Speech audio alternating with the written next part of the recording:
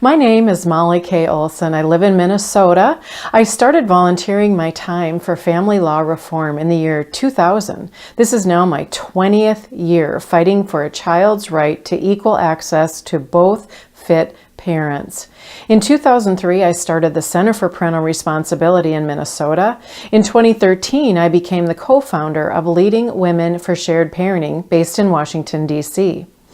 It was my goal then, in 2000, and it is still my goal today, to remove the obstacles that prevent both fit, loving, responsible parents from being fully and equally involved in the lives of their children after divorce and separation. I advocate for family law reform as an unpaid volunteer because I have no kids of my own, and this is something I can do for kids. I have made sure there was a bill at the Minnesota legislature every single session for the last 20 years. We have proven this is a nonpartisan issue that is not going away. I never imagined the opposition, who makes a living off the current acrimonious system, would have such a stronghold on legislators, especially when most of what they say is simply not true. But still, over 20 years, we have made much progress, and we will continue to drive and demand change because equal shared parenting is best for children.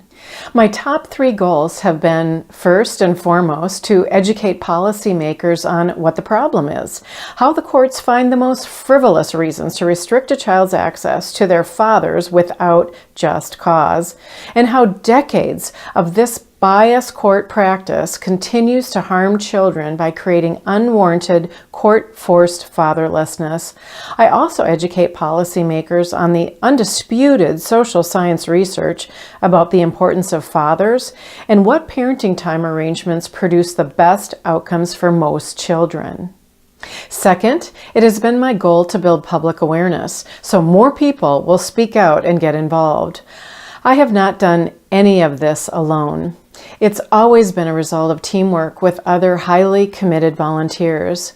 It's clear that the degree of progress we make in each state is usually directly related to the number of people and politicians who have taken the time to understand the problems and consistently volunteer their time to support equal shared parenting efforts.